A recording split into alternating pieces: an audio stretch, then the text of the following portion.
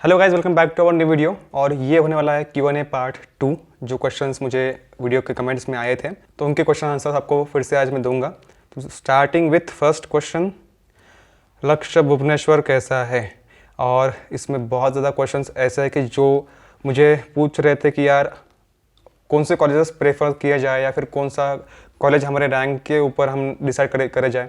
तो एक्चुअली मैं आपको बताऊंगा कि ये सब चीज़ों को आंसर जो है मैं नहीं दे पाऊंगा। आप समझ सकते हो कि मैं भी अभी पढ़ रहा हूँ ऐसा नहीं कि मैंने पास आउट कर लिया है। सो ये एक अप्रोप्रिएट वे नहीं होगा कि मैं बताऊँ आपको। और जो चीज़ों के बारे में मुझे पता भी नहीं है, जैसे कि कुछ लोग पूछ रहे हैं कि डैक कोर्स के बारे में पूछ रहे हैं, कुछ बहुत अलग सेंटर्स के बारे में पूछ रहे हैं, तो मुझे सच में नहीं पता है उनके बारे में। मैंने कमेंट भी किया है उन लोगों के ऊपर कि यार मैंने जो भी देखा है, जो भी सुना है, मैंने भी किसी से पूछा है, मैंने भी उनके रिव्यूज़ लिए हैं, तो जो भी मेरे इन्फॉर्मेशन मेरे पास थे तो मैंने आपको शेयर कर दिए, उसी हिसाब से मैंने डाला था।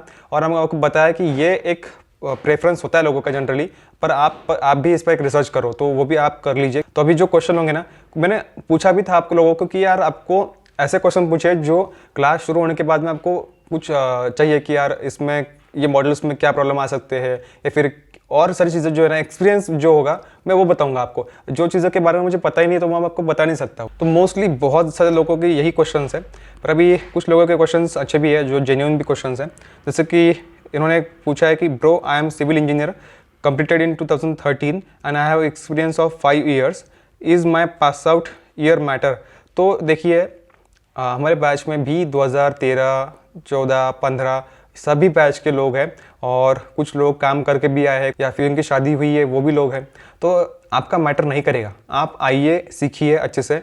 कुछ चीज़ों में मैंने जैसे पहले कहा था कि आपकी फिल्टरिंग होगी, जैसे कि कुछ कंपनीज़ को चाहिए कि यार हमें सिर्फ फ्रेशर चाहिए, कुछ कंपनी का ऐसा होता है कि हमें कोई प्रॉब्लम नहीं है, सब चलेंगे, पर उनके मार्क्स हम देखेंगे कितना है। या फिर कुछ कंपनी को फिर उतना प्रॉब्लम नहीं होता है, अगर आपके CCE में मार्क्स अच्छे हैं, सीडैक में परफॉर्मेंस अच्छा है, तो फिर उनको भी मैटर नहीं करता ये सब चीज़ें। तो और जो भी लोग ये क्वेश्चन सीडैक से भी पूछे तो वो यही बोलते कि आपके पास, अगर आपके पास चॉइस होता है तो आप यहाँ पर क्यों आते हो ना सीडैक में। तो सीडैक में आने के बाद में ऐसा नहीं कि आपको फिर कुछ मिलेगा नहीं, यार मुझे मेरे 5 साल मैंने कुछ दूसरा काम किया है, फिर मेरा गैप इतना बड़ा है। तो आप वो सब चीज़ें मत सोचिए, आप सिर्फ यहाँ पर आइए और जो है ना नॉलेज गेन कीजिए। ऑफकोर्स आपको अच्छी कंपनी में जॉब मिलेगा। तो ये एक बात थी, थोड़ा आपको तकलीफ होगी, हार्डवर्क करना पड़ेगा, पर ऑफकोर्स जॉब मिल जाएगा। भाई प्लेसमेंट में पास आउट के बाद गैप मैटर करता है या और डॉक्यूमेंट वेरिफिकेशन में क्या क्या लगता है। तो प्लेसमेंट में गैप मैटर करता है नहीं करता है, मैंने आपको बता दिया कितना मैटर करता है। तो इतना ज़्यादा मैटर नहीं करता है जितना आप लोग सोच रहे हो कि यार प्लेसमेंट ही नहीं मिलेगा। तो ये दिमाग से निकाल दीजिए। और नहीं भी मिला तो मैंने पिछली बार भी ऐसे कहा था कि आप बाहर भी जाकर ट्राई कर सकते हो। तो आपका पर्पज़ होना चाहिए कि यहाँ पर आप आके नॉलेज गेन कर रहे हो, और साथ ही में आपका जो रिज्यूमे बिल्ड होगा कि आप सीडैक से पढ़े हो, तो आपको बाहर भी अच्छे से जॉब मिल पाए। तो आपका ये एक एम होना चाहिए। वैसे आपको जॉब मिलेगा सीडैक में, ऐसे प्रॉब्लम नहीं है। तो अगला क्वेश्चन जो काफ़ी जेन्यून है कि जब वहाँ पढ़ाते हैं तो केवल इंग्लिश में या हिंदी में भी बात करते हैं।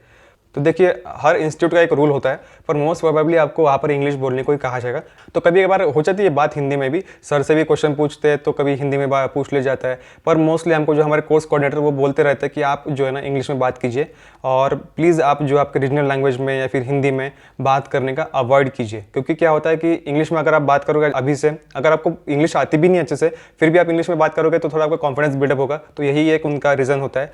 तो हाँ, मोस्टली इंग्लिश को प्रेफरेंस दिया जाता है। नेक्स्ट क्वेश्चन है कि ऑनलाइन क्लासेस में अगर समटाइम्स नेट या इलेक्ट्रिसिटी का इशू हो तो क्या कर सकते हैं। तो ये एक जेन्युइन इशू है और बहुत लोगों को ये इशू आता है। हमारे बैच में जो है ना, मैं अभी तक देखते आ रहा हूँ, कहीं ना कहीं एक हफ्ते में 2 या 3 बार ऐसा किसी के साथ होता ही है। तो वो एक तो व्हाट्सअप ग्रुप में डाल देता है कि मैम मेरे यहाँ पर इलेक्ट्रिसिटी का प्रॉब्लम है, सुबह से लाइट गई है, तो मैंने अभी तक मोबाइल पे चलाया, पर अभी इसके बाद में जो है ना मेरी मोबाइल की बैटरी भी डेड हो जाएगी, तो मैं अभी क्लास नहीं कर पाऊंगा। तो उतना आप जो है ना देख लीजिए। तो फिर क्या हुआ कि पहले पहले ऐसे मैसेजेस आते थे तो बहुत लोग करने लगे सब, कि कभी कभार क्या होता है कि लोगों को काम भी होता है तो इलेक्ट्रिसिटी के बहाने वो चले जाते हैं। तो फिर बाद में क्या हुआ कि मैम ने बताया कि आपको अगर करना है ये सब चीज़ें तो आप ईमेल मुझे भेजिए, प्रॉपर फॉर्मेट में भेजिए कि यहाँ ये इशू है मेरा, और मेरे यहाँ पर नेट का इशू चल रहा है या फिर मेरे यहाँ पर इलेक्ट्रिसिटी का इशू चल रहा है। तो फिर उसके बाद में मैं डिसाइड करूँगी कि अगर आपके इश्यूज ज़्यादा आ रहे हैं ना बहुत बार, तो फिर उसमें समझ में आएगा उनको, हर बार यही कारण बताकर जो है ना छुट्टी मारे हो, तो फिर वो भी देखा जाएगा वहाँ पर। ऑफकोर्स अगर आपका जेन्युइन इशू है ना तो वहाँ पर उसमें भी कोई प्रॉब्लम आती नहीं है, क्योंकि बहुत लोगों का प्रॉब्लम होता है ये सब। तो आप सिंपली जो है ना उनको मेल डाल सकते हो आपके कोर्स कोऑर्डिनेटर को, या फिर व्हाट्सएप पे भी आप जो ग्रुप पे डाल सकते हो कि हमारे यहाँ पर ये प्रॉब्लम चल रहा है तो मैं आज क्लास नहीं कर पाऊँगा। एक क्वेश्चन ये भी था कि did you felt like they are hurriedly completed the syllabus and you got very less knowledge from the course. अच्छा, तो इनका कहना ये है कि ऐसा लगता है कि आपको जो है कोर्स बहुत फास्ट होता है। तो ऑफ कोर्स ये पोस्ट उन्होंने बताया भी है, और इंडक्शन प्रोग्राम में आपको बताएंगे ये लोग। सिलेबस की इस तरह से एक डिज़ाइन की गई है ना ये कोर्स पूरा, कि आपको ये कोर्स 6 महीने में तो फिट होता ही नहीं है, इतना सारा सीखने को चीज़ें हैं। तो कोर्स ऑफ कोर्स आपका बहुत बड़ा है, और कोर्स इतने कम समय में पूरा करना तो थोड़ा डिफ़िकल्ट चैलेंज ही होता है। तो इसके लिए थोड़ा फास्ट हो जाता है कोर्स, आपको ये चीज़ नज़र आएगी। कभी कभार आपको ऐसे भी लगा कि यार मैंने ये कोर्स लेके गलती तो नहीं कर दी, मैंने खुद ऐसे 2-3 बार ऐसे देखा कि यार इतना फास्ट हो रहा है, मैं कभी डर जाता था पहले। पर आप ये मत सोचिए, क्योंकि क्या होता है कि आपको जो नॉलेज गेन का एक्सपीरियंस मिल रहा है ना, कि आप इतने फास्ट कैप्चर कर पाते हो बाद में, तो ये बाद में ये चीज़ सीखने वाली होती है। कि आप जॉब में भी जाओगे तो आपको ऐसा नहीं है कि आपको सब चीज़ें आपकी पता ही होगी, आपको भी जॉब में जाकर कुछ सीखना पड़ेगा। तो वहाँ पर आप ऐसे नहीं बोल सकते कि मुझे 2 साल लगेंगे सीखने में, आपको फास्ट सीखना पड़ेगा वहाँ पर। तो आपका ये जो एक्सपीरियंस है ना सीडैक का, वो हेल्प करेगा आपको फास्ट लर्निंग में। तो ये चीज़ मैं कहूँगा कि एक कोई ड्रॉबैक नहीं है, ये एक अच्छी बात है। आप खुद को तैयार कर रहे हो कम समय में ज़्यादा सीखने के लिए। अगला क्वेश्चन है CGPA to percentage Pune university. तो ये क्वेश्चन का आंसर मैं अभी नहीं दे पाऊंगा, क्योंकि मैंने पुणे यूनिवर्सिटी से पढ़ाई नहीं की है, तो मुझे पता नहीं है। तो अगर कोई पुणे यूनिवर्सिटी से है तो वो ऑफकोर्स आपको हेल्प कर पाएंगे, यहाँ पर कमेंट में आप रिप्लाई कर सकते हो। जो लोगों को कुछ एक्स्ट्रा इन्फॉर्मेशन हो सकती है तो आप कमेंट में भी जाकर जो है ना लोगों की हेल्प कीजिए। नेक्स्ट क्वेश्चन है DBA जर्नी पर एक फुल वीडियो बनाइए। ओके, ऑफकोर्स अभी जो है ना हमारा कोर्स ख़त्म होने वाला है। लास्ट का जो हमारा एक स्टैटिस्टिक्स वाला पार्ट है ना, एनालिटिक्स वाला, वो बचा हुआ है अभी, वो भी मोस्ट प्रोबेबली 10 या 15 दिनों में ख़त्म हो जाएगा। मेरा जो भी एक्सपीरियंस रहा है ना मैं आपको शेयर करूँगा। ऑफकोर्स आने वाले कुछ 10-15 दिनों में सोच रहा हूँ मैं इस पर वीडियो बनाया जाए। एक नेक्स्ट क्वेश्चन है, वो सभी का यानी 2-3 क्वेश्चन मैंने ऐसा देखा है कि for non IT student DBA course कैसा रहेगा, प्लीज़ गिव इन्फॉर्मेशन। या फिर कुछ मुझे ये भी पूछ रहे थे कि इलेक्ट्रिकल से हूँ मैं, तो इलेक्ट्रिकल के लिए ये कोर्स मैंने सुना है कि बहुत डिफिकल्ट है, हो नहीं पाएगा। तो ऐसा कुछ भी नहीं है, तो आपको ये सब सोचने की कोई ज़रूरत नहीं है। मैं यही कहूँगा कि मैंने 2-3 वीडियो भी देखे थे कि जहाँ पर आपको बोला गया था कि आप करिए ही मत, आपको यहाँ पर अगर नहीं जमता ये सब चीज़ आप करिए मत, बिल्कुल ऐसा मत सोचिए आप। यार स्टार्टिंग में मैंने फेस किया ये इशू, में बहुत ज़्यादा डर गया था सिलेबस देखने के बाद। पर आपको मैं कहूँगा कि आप परफेक्ट नहीं बन पाओगे, पता है मुझे 6 महीनों में। पर आप जो है ना, आप 6 महीने पहले की जो है और 6 महीने बाद के हैं, इसमें बहुत ज़्यादा डिफरेंस रहेगा, और कुछ ना कुछ आप एक्सपीरियंस गेन करके जा रहे हो यहाँ से। तो यहाँ पर देखिए 9 से 10 मॉड्यूल्स है, तो आपको देखने को मिलेगा यार कि हर मॉड्यूल में कोई और बंदा जो है ना निकल के आ रहा है बाहर, जिसकी एक्सपर्टीज़ उस मॉड्यूल में है। तो एक्सपर्टीज़ जो है ना किसी की पूरी इसमें नहीं रहती है, तो हर कोई एक नया बंदा आता है कि यार हाँ इसका पावर BI में ये अच्छा था, कोई जो था कि वो जावा में अच्छा था, कोई पाइथन में अच्छा था, तो वो निकल के आए सामने। तो ये मत सोचिए कि यार मैं डिफ़िकल्ट रहेगा तो मैं कैसे करूँगा। बहुत सारे कोर्सेस आपको इसमें यानी बहुत सिलेबस है इसमें बड़ा, तो सिलेबस में आपको कोई ना कोई चीज़ ऐसी चीज़ होगी जो आपको पसंद आएगी, और आपको भी उसमें ऐसे जो ना हैंड्स ऑन और वो करने में मजा आएगा। तो आप ये मत सोचिए कि ये डिफिकल्ट है, पर हार्ड वर्क करने से इजी हो जाएगा सब। नेक्स्ट क्वेश्चन है, for which operating system you used for big data analysis, Linux, fedora और उबुंटू। तो देखिए स्टार्टिंग में जब हमने लिनक्स का मॉड्यूल देखा था तो हमने जो है ना उबुंटू ही इंस्टॉल किया था। उसके बाद में I think so cloud computing के वक्त, या फिर मुझे याद भी नहीं आ रहा अभी, तो CentOS और उबुंटू दोनों भी थे हमारे पास, तो हमने वो दोनों यूज़ किए थे पहले, पर वो वर्चुअल मशीन पे थे VMware पर।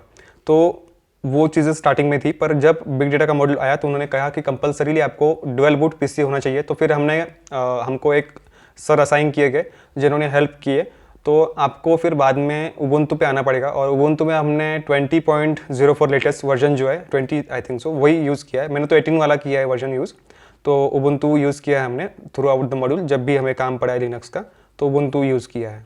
तो नेक्स्ट क्वेश्चन ये है कि जब आपका प्लेसमेंट हो जाए तो ज़रूर अपना जो है ना एक्सपीरियंस शेयर करना। तो बिल्कुल मेरा जो एक्सपीरियंस है वो शेयर करूँगा, और प्लेसमेंट जो है वो अप्रैल के स्टार्टिंग से शुरू हो जाएगा। तो ऑफकोर्स प्लेसमेंट अगर होता है जल्दी तो मैं इस पर भी वीडियो बनाऊँगा, या फिर अगर मई तक भी चला जाए तो मैं इस पर वीडियो बनाऊँगा, कोई प्रॉब्लम नहीं है। एक्सपीरियंस में मेरा बताऊँगा आप लोगों को। और सबसे लास्ट में फिर से वही कहूँगा कि एक क्वेश्चन कॉमन है जो बहुत लोग अभी भी कन्फ्यूज़ है वाईफाई के लिए। तो अगर आप वाईफाई लगवा सकते हो तो लगवा लीजिए, पर आपके लिए इम्पॉसिबल है वाईफाई लगवाना तो आप मोबाइल से भी कर सकते हो। मैंने फिर से ये कह रहा हूँ कि मोबाइल से भी कर सकते हो। 3 GB वाला पैक आप यूज़ कीजिए और साथ ही में 50 GB का आप एड ऑन परचेस कर लीजिए, आपका क्लासेस हो जाएगा। क्लासेस में मैंने एक पूछा था किसी ने कि क्लासेस में कितना नेट आपका जाता है, तो बहुत कम यूज़ होता है नेट, अगर क्योंकि हमने देखा है पहले जूम कॉल्स में सर की वीडियो ऑन रहती थी स्टार्टिंग में 1-2 मॉड्यूल में, तो उसमें जो है ना नेट ज़्यादा यूज़ कर रहा था। पर बाद में क्या किया कि सीडैक ऑफिशियल्स ने कहा कि आप ड्यूरिंग टीचिंग आपका वीडियो बंद रहेगा सर का, तो उसके बाद में क्या हुआ कि बहुत कम आपको नेट लगता है, यानी मुश्किल से आपका 100-200 MB लगेगा आपको 3 या 4 घंटे क्लासेस करने में। तो दिन भर भी क्लास अगर आपकी है 8 घंटे, उससे मैक्सिमम नहीं होगी क्लास, तो 8 घंटे में भी मैं कहूँगा कि 1-1.5 GB भी है आपके पास ओनली फॉर क्लास पर्पस, तो आपको उसमें हो जाएगा। और 3 GB का पैक में अगर यूज़ कर रहे हो तो मोर देन सफिशिएंट है आपको वो पैक। तो अगर आपके कोई क्वेश्चंस है रिगार्डिंग DPDA ऑनलाइन बैच तो आप मुझे पूछ सकते हो। प्लेसमेंट वगैरह वो सब चीज़ें, या फिर जो ये इसका टीचिंग अच्छा है नहीं, ये सब क्वेश्चन छोड़ के आप मुझे क्वेश्चन पूछ सकते हो, क्योंकि इसका क्वेश्चन मैं भी नहीं दे पाऊंगा अभी। तो जो भी एक्सपीरियंस मैंने लिया है अभी तक का ऑनलाइन बैच का, तो अगर उसके रिगार्डिंग कोई क्वेश्चन होता है तो ऑफकोर्स मैं आपकी हेल्प करूंगा। और आप जो है मेरे इंस्टाग्राम पर भी क्वेश्चन पूछ सकते हो। मेरी जो आईडी है वो डिस्क्रिप्शन में मैंने दे रखी है, तो आप वहाँ पर भी जाकर मुझे क्वेश्चन पूछ सकते हो। यही था आज का पूरा वीडियो, मिलते हैं अगले वीडियो में, तब तक के लिए स्टे ट्यून्ड।